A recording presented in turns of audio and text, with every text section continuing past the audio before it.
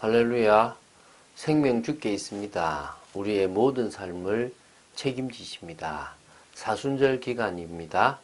더 은혜 속으로 들어가는 시간 되시기 바라고, 오늘도 하나님을 사실적으로 고백하는 우리의 모든 삶 속에 하나님의 주권이 지금도 사실적으로 역사하고 있음을 믿고 한 걸음 한 걸음 나아가는 여러분 되시기를 주 예수 그리스도 이름으로 축원드립니다. 자, 고린도전서 7장을 보고 있습니다. 어제 우리가 뭘 봤냐면 7장 1절부터 7절의 말씀을 봤습니다.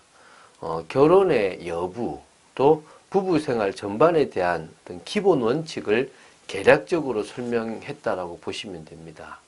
그래서 결혼에 대한 것들에 대해서 우리가 고린도전서에서 잘 이렇게 질문했기 때문에 잘 다루고 있는데요.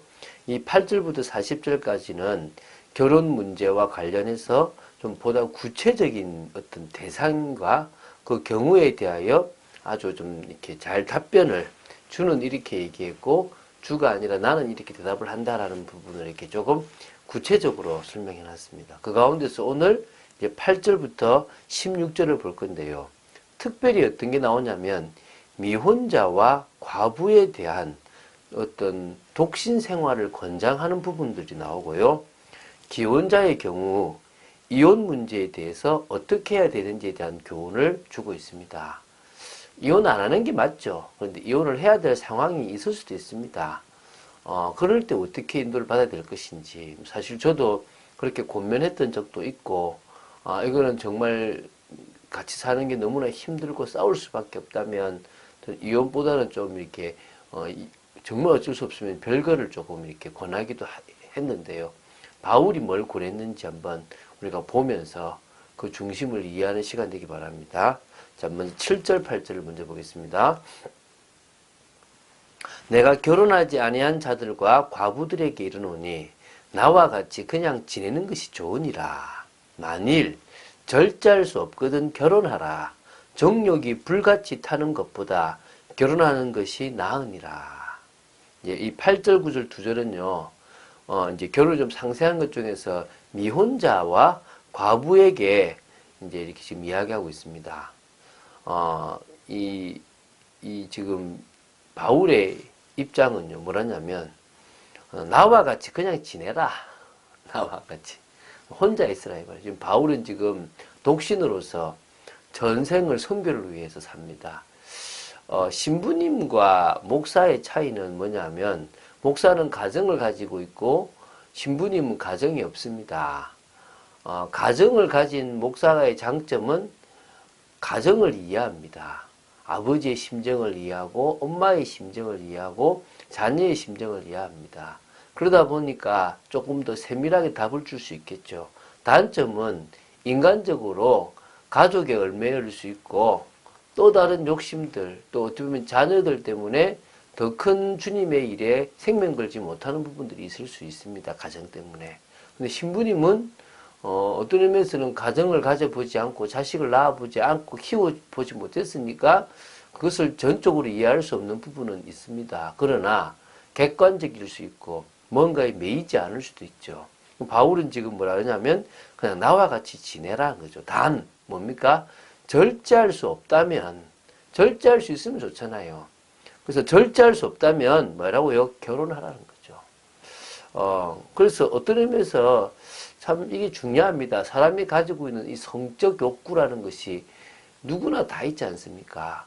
그래서 그것이 너무나 힘들게 하거든요. 그래서 정욕이 불같이 타는 것보다 결혼하는 것이 낫다라고 지금 바울은 지금 권하고 있습니다. 그래서 자신이 독신을 어떤 고집하는 것은 아닙니다. 그러나 독신과 결혼 중에 어느 것이 자기에게 더 유익한가를 잘 결정하라는 부분들을 지금 이야기하고 있다고 보시면 됩니다. 자, 10절, 11절 보겠습니다. 결혼한 자들에게 내가 명하노니 명하는 자는 내가 아니요 주시라. 여자는 남편에게서 갈라서지 말고 만일 갈라섰으면 그대로 지내든지 다시 그 남편과 화합하든지 하라. 남편도 아내를 버리지 말라. 이 10절, 11절은요, 이 기혼자들이 이혼하려고 할 그 문제에 대해서 직접적으로 말씀하는데 특히 주의 명령은 예수님께서도 이 공관복음을 통해서 그 창세기의 말씀을 인용하시면서 하나님이 짝지어 주신 것을 나누지 못할 거라고 얘기했지 않습니까? 그래서 그 명령을 본받아서 이혼하지 말 것을 분명히 밝히고 있습니다.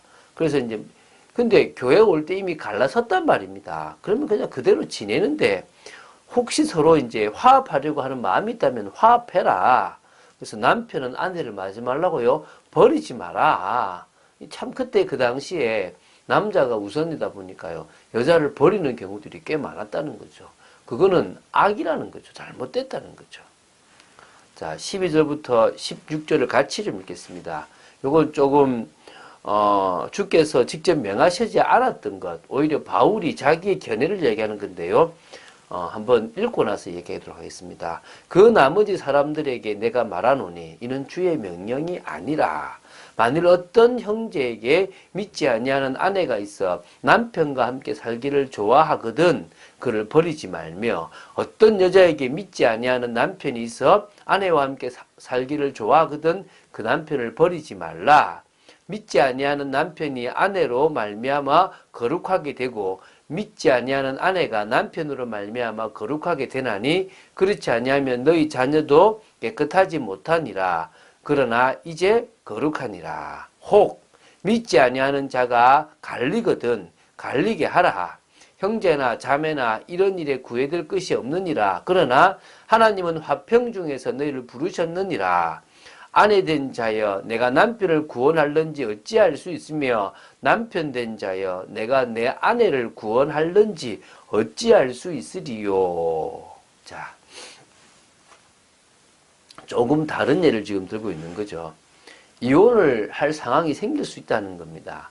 어떤 상황이냐면 믿는 남편과 믿지 않는 아내, 또 믿는 아내와 믿지 않는 남편에 대해서 이럴 때 상대방이 믿지 않는 배우자가 같이 있기를 좋아한다면 같이 있으라는 거죠. 굳이 안 믿는다고 신앙의 어떤 색깔이 다르고 방향이 다르다고 해서 헤어지지 말라는 겁니다. 믿지 않은 남편이 아내로 말미암아 거룩하게 되고 믿지 아니하는 아내가 남편으로 말미암아 거룩하게 되는데 그것 때문에 자녀도 사실은 거룩하게 되는데 만약 그렇지 않으면요 이게 같이 깨끗하지 못하는 상황이 자녀들에게도 온다는 거죠. 그래서 결국은 믿음의 그 본이 불신 가족들에게 갈 수 있도록 하라 이 말입니다. 가능하면 이혼하지 말라는 거죠.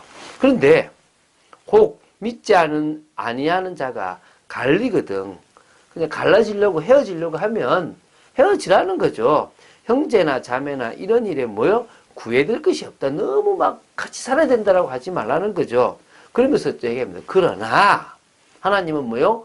화평 중에서 너희를 뭐 있다? 부르셨지 않냐. 그래서 아내 된 자여 네가 남편을 구원할는지 또 어찌할 수 있냐. 남편 된 자여 네가 네 아내를 구원할는지 어떻게 할 수 있냐. 정말 갈리고 싶다면 어쩔 수 없이 헤어지는 건데 가능하면 구원을 위해서 기도해라. 그래서 눈물로 기도하고 제가 아는 분도 이렇게 성경을 쓰면서 이렇게 그 남편을 꼭 기도하는 중에 구원을 받았다고 하더라고요, 남편이요. 그래서 결혼, 이혼 이런 부분에 대해서 이제 상세하게 지금 설명을 한 겁니다. 우리는 정말 중요합니다. 신중하게 결혼해야 되고요. 믿음의 사람과 결혼해야 되고 또 결혼했으면 끝까지 그 가정의 아름다운 행복을 유지하기 위해서요. 신앙을 지켜나가야 될 것이고 자녀들에게도 신앙을 물려줘야 될 줄로 믿습니다. 그러니까 우리가 예수 믿기 그 전에 결혼했으면 내가 예수님을 믿었을 경우에 이런 새로운 갈등들이 가정에서도 있을 수 있고 직업과 직장에서도 있을 수 있고 인간관계에서도 있을 수 있다는 겁니다. 예수를 믿었기 때문에 오는 갈등입니다. 예수님을 믿지 않았으면 오지 않을 수도 있는 갈등이라는 거죠. 근데 그 갈등들이 오히려 하나님이 주신 축복이고 당연한 것입니다. 사단이 건드리려고 하고 또 방해하려고 하지만 우리가 어떤 존재인가를 알도록 하시는 것이고 내가 할 수 없기 때문에 성령의 속으로 들어가라고 하시는 겁니다. 그래서 우리는 올바른 생활 방식을 딱 가지시면 됩니다. 교회 다니는 사람, 예수 믿는 사람이요, 너무나 틀린 생활 방식을 가지고 살아가는 경우가 많다는 것입니다. 속지 마시기 바랍니다. 염려를 맡겨버리고 성령의 인도받는 삶, 말씀이 삶의 기준이 되는 삶, 언약과 사명과 맞는 삶을 살아가는 여러분 되시기 바랍니다.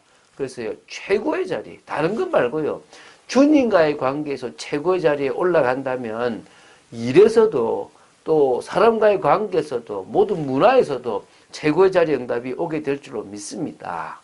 그래서 우리는 복음적인 사람입니다. 우리는 하나님의 뜻과 계획을 따라 인도받는 사람입니다. 우리의 감정과 우리의 이익에 취해 살아가는 존재가 아님을 아시고 인도받는 여러분 되시기를 주 예수 그리스도 이름으로 축원드립니다. 주는 그리스도시요 살아계신 하나님의 아들이심을 고백합니다. 끝까지 말씀 따라 인도받기를 간절히 소원합니다. 하나님의 나라와 뜻을 이루는 귀한 축복된 인생 되기를 간절히 소원합니다. 역사하여 주시옵소서. 은혜를 내려 주시옵소서. 아버지 하나님, 결혼에 대한 아버지 하나님 이 부분에 대해서 우리가 신중하게 불신 가정 또 아버지 하나님 여러 가족들을 두고 기도하고 인도받는 우리 때문에 온 가족이 구원받는 축복이 있도록 지켜 주시옵시고 정말 아버지 하나님 믿지 않는 가족들이 아버지 하나님 복음 속으로 깊이 들어오는 응답과 은혜가 있도록 지켜 주시옵소서. 주 예수 그리스도 이름으로 기도드립니다. 아멘.